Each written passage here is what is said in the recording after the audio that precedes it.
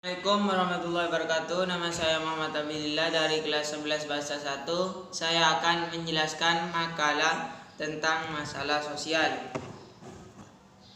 Bab 1, pendahuluan, latar belakang. Manusia dilahirkan sebagai makhluk individu. Selain itu, manusia disebut juga makhluk sosial, di mana manusia tidak akan lepas dari pengaruh lingkungannya. Manusia memiliki kebutuhan dan kemampuan serta kebiasaan untuk berkomunikasi dan berinteraksi dengan manusia lain, atau disebut juga interaksi sosial. Interaksi sosial merupakan suatu fondasi dari hubungan yang berupa tindakan yang berdasarkan norma dan nilai sosial yang berlaku dan diterapkan dalam masyarakat dengan adanya nilai dan norma yang berlaku. Interaksi sosial itu sendiri dapat berlangsung dengan baik. Di dalam kehidupan sehari-hari, tentunya manusia tidak lepas dari hubungan antara satu dengan yang lain. Ia akan selalu perlu untuk mencari individu ataupun kelompok lain untuk dapat berinteraksi atau bertukar pikiran. Menurut Prof. Swejono Swekamto, interaksi sosial merupakan kunci rotasi semua kehidupan sosial. Dengan tidak adanya komunikasi ataupun interaksi antar satu sama lain, maka tidak mungkin ada kehidupan bersama. Dalam berinteraksi di kehidupan bermasyarakat, setiap individu diwajibkan untuk memiliki kesadaran akan kewajibannya sebagai anggota kelompok masyarakat. Jika tidak ada kesadaran atas pribadi masing-masing, maka proses sosial itu sendiri tidak dapat berjalan sesuai dengan yang diharapkan. Selain itu, jika proses sosial tidak berjalan dengan baik, maka akan timbul masalah sosial. Masalah sosial dipandang oleh sejumlah orang dalam masyarakat sebagai suatu kondisi yang tidak diharapkan. 1.2 Rumusan masalah. Apa yang dimaksud dengan masalah sosial? Jelaskan karakteristik masalah sosial. 3. Apa faktor yang dapat menyebabkan timbulnya masalah sosial? 4. Sebutkan contoh masalah sosial yang berada di wilayah kalian. Jelaskan secara umum cara menyelesaikan masalah sosial. 1.2 Tujuan penulisan: menjelaskan tentang masalah sosial,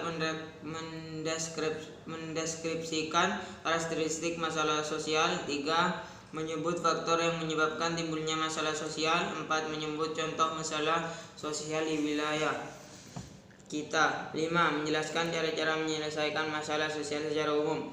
1.3 Manfaat penulis: makalah ini dapat dijadikan sumber pengetahuan mengenai masalah sosial. Para pembaca dapat mengetahui cara menyelesaikan masalah sosial yang dialami. 3. Makalah ini dapat dijadikan acuan untuk memperbaiki makalah yang akan dibuat selanjutnya. Bab 2, pembahasan. 2.1 Pengertian masalah sosial. Menurut Kamus Besar Bahasa Indonesia, masalah berarti sesuatu yang harus diselesaikan atau dipecahkan.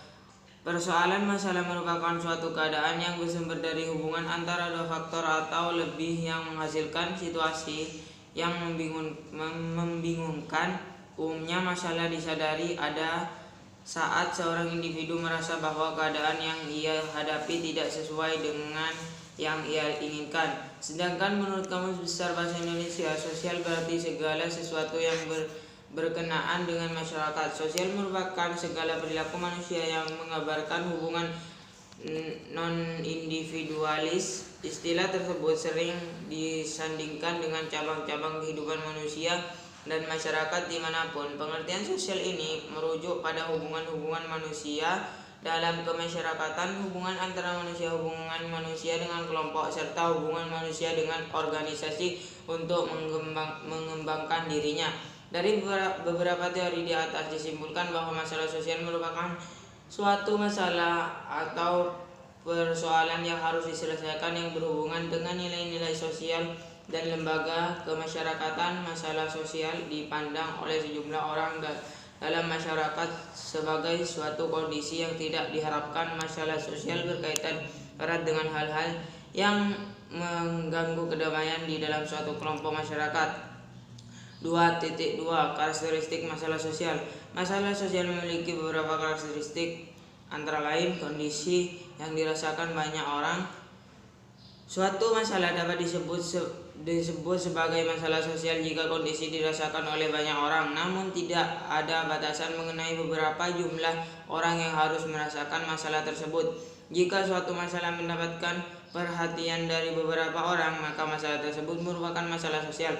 Kondisi yang dinilai tidak menyenangkan. Menurut pahaman hedonisme, orang cenderung mengulang sesuatu yang menyenangkan dan menghindari sesuatu yang tidak mengenakan. Orang senantiasa menyadari masalah karena masalah selalu tidak menyenangkan. Penilaian masyarakat sangat menentukan. Suatu masalah dapat dikatakan sebagai masalah sosial.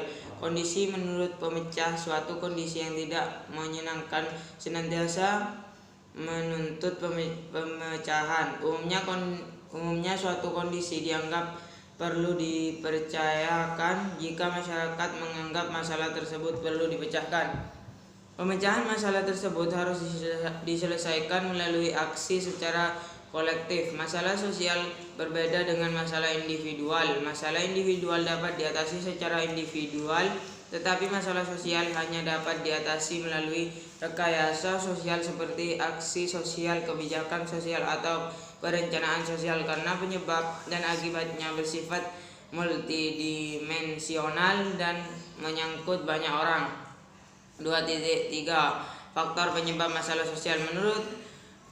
Menurut Dajlaeni dalam Al-Bulsaini, bahwa masalah sosial dapat bertalian dengan masalah alami ataupun masalah pribadi. Maka secara menyeluruh ada beberapa sumber penyebab timbulnya masalah sosial, yaitu antara lain faktor alam, ekologis, geografis. Ini menyangkut gejala menipisnya sumber daya alam. Penyebab dapat berupa tindakan eksploitasi berlebihan atasnya oleh manusia dengan teknologi yang makin maju, sehingga kurangnya diperhatikan perlunya pelestarian lingkungan. Dapat pula karena semakin banyak jumlah penduduk yang secara otomatis dapat menipiskan persediaan sumber daya meskipun sudah dilakukan penghematan. Faktor biologis dalam arti kependudukan. Ini menyangkut bertambahnya jumlah penduduk dengan pesat yang dirasakan secara nasional, regional maupun lokal. Pemindahan manusia, mobilitas fisik yang dapat dihubungkan pula dengan implikasi medis dan kesehatan masyarakat umumnya, serta kualitas masalah pemukiman baik di pedesaan maupun di perkotaan. Faktor budaya ini menimbulkan berbagai keguncangan mental dan berlalian dengan beraneka penyakit kejiwaan. Pendorong adalah perkembangan teknologi, komunikasi, dan transportasi, dan implikasinya dalam kehidupan ekonomi, hukum, pendidikan, keagamaan, serta pemakaian waktu senggang. Faktor sosial dalam arti sebagai kebijaksanaan ekonomi dan politik yang dikendalikan untuk masyarakat. Contoh masalah 2.4 Contoh masalah sosial di Kota Bekasi. Masalah sosial dapat terjadi di kota manapun, khususnya di kota besar di Indonesia. Bekasi merupakan salah satu dari kota-kota besar yang ada di Indonesia. Semakin banyak penghuni suatu wilayah, maka akan semakin besar pula kemungkinan timbulnya masalah sosial. Masalah sosial dapat mencakup lingkungan kecil maupun besar. Berikut adalah beberapa contoh masalah sosial yang terjadi di Kota Bekasi. Masalah pendidikan. Seperti yang telah kita diketahui, pendidikan di Indonesia yang memburuk dapat dilihat dari sistem pendidikan yang diterapkan di Kota Bekasi. Terdapat banyak sekolah maupun swasta terdapat banyak sekolah dan dikelola oleh pemerintah maupun swasta dengan jumlah sekolah yang mencapai ribuan. Tak lantas menyelesainya masalah pendidikan di kota ini. Masih banyak anak-anak yang tidak mengenyam bangku pendidikan hanya karena masalah ekonomi yang terbatas. Padahal Indonesia dapat menjadi negara yang lebih maju jika memiliki sumber daya manusia yang komponen. Penyebab rendahnya mutu pendidikan antara lain adalah masalah efektivitas, efisiensi, dan standarisasi pengajaran. Hal tersebut masih menjadi masalah pendidikan di Indonesia pada umumnya. Adapun permasalahan khusus dalam dunia pendidikan, yaitu rendahnya sarana fisik, rendahnya kualitas guru, rendahnya kesejahteraan guru, rendahnya prestasi siswa, rendahnya kesempatan pemerataan pendidikan, rendahnya relevansi pendidikan dengan kebutuhan, dan mahalnya biaya pendidikan. Masalah kemiskinan. Kemiskinan merupakan suatu problem sosial yang paling serius dialami oleh negara-negara berkembang. Salah satunya di Bekasi. Masih banyak masalah kemiskinan yang seolah sangat sulit untuk diselesaikan. Ada dua perspektif yang menjadi tinjauan masalah kemiskinan, yaitu perspektif kultural. Konsep ini dikelompokkan menjadi 3 tingkat, yaitu individu, keluarga, dan masyarakat. Tingkat kemiskinan individu berarti kemiskinan terjadi karena mentalisasi individu yang malas, apatis, fatalistik, pasrah, boros, dan ketergantungan.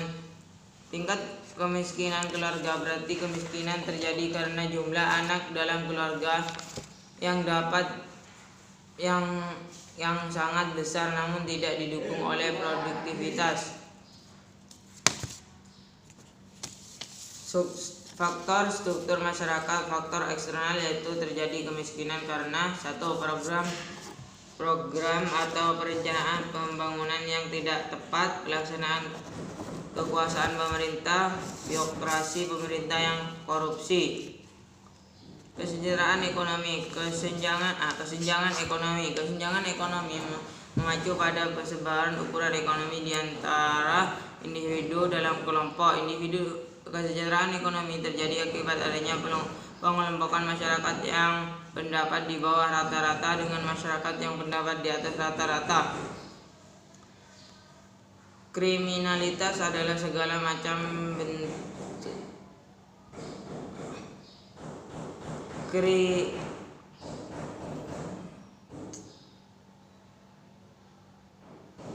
Kriminalitas adalah segala macam bentuk tindakan dan perbuatan yang dirugikan secara ekonomis dan psikologis yang melanggar hukum yang berlaku dalam negara Indonesia secara norma-norma sosial dan agama. Masalah lingkungan hidup. Lingkungan hidup adalah sebuah kesatuan ruang dengan segala benda dan makhluk hidup di dalamnya, termasuk manusia dan perilakunya yang mempengaruhi keberlangsungan berkehidupan dan kesejahteraan manusia dan makhluk hidup lainnya. Upaya 2.5. Upaya pengendalian masalah sosial. Peran orang tua ini adalah pintu pertama dalam menangani masalah sosial. Selain karena orang tua adalah merupakan bagian dari tatanan sosial masyarakat, orang tua juga menjadi penentu baik tindakan kehidupan keluarga yang ujung-ujungnya akan bersinggungan dengan kehidupan masyarakat di sekitar. Peran orang tua dalam hal ini diantaranya dengan bekerja sebaik mungkin memenuhi kebutuhan keluarga agar dengan perekonomiannya keluarga yang sehat tidak akan berdampak pada terjadinya persoalan ekonomi keluarga yang akan menyerempet kehidupan masyarakat di sekitarnya. Peran golongan tertentu yang dimaksud di sini adalah seperti pengusaha, tokoh agama, lembaga-lembaga sosial maupun pribadi yang masuk kategori mapan atau mampu memberikan sumbangan dalam mengatasi masalah sosial di daerahnya. Peran pemerintah. Peran ini sebenarnya yang sangat berpengaruh dan dapat membantu peran-peran lainnya dalam mengatasi masalah sosial karena mereka mempunyai wewenang untuk menggerakkan, memfasilitasi, dan bahkan memberikan punishment bagi yang tidak mengikuti aturannya. Bab 3. Penutup. Kesimpulan. Masalah sosial merupakan persoalan yang dihadapi setiap individu selama masa kehidupan karena dalam kehidupan manusia membutuhkan interaksi sosial yang baik. Masalah sosial membutuhkan pemecahan masalah. Untuk menyelesaikan masalah sosial tersebut, menciptakan lingkungan hidup yang damai dan mencegah terjadinya perselisihan antara masyarakat. Sebagai negara kepulauan dan memiliki beberapa kota besar, celah untuk timbulnya masalah sosial di Indonesia sangatlah besar dikarenakan pertumbuhan penduduk yang meningkat dan ekonomi yang menunduk membuat tingkat kesejahteraan segelintir orang menurun akibat tak sedikit di antara mereka menghalalkan segala cara untuk memenuhi kebutuhan hidupnya masing-masing. Saran: untuk menghadapi masalah sosial dibutuhkan sikap yang bijaksana dan cermat dalam meneliti sebuah masalah sosial itu. Tidak sedikit masalah sosial dikaitkan dengan suasana hati seseorang. Oleh karena itu, kita harus berusaha menyikapi suatu masalah sosial dengan baik, tidak menghakimi seseorang yang tersangkut masalah sosial secara langsung, karena Indonesia memiliki hukum yang baik untuk mengatasi hal-hal seperti itu. Mungkin hanya itu penjelasan dari saya, kurang lebihnya mohon maaf. Wassalamualaikum warahmatullahi wabarakatuh.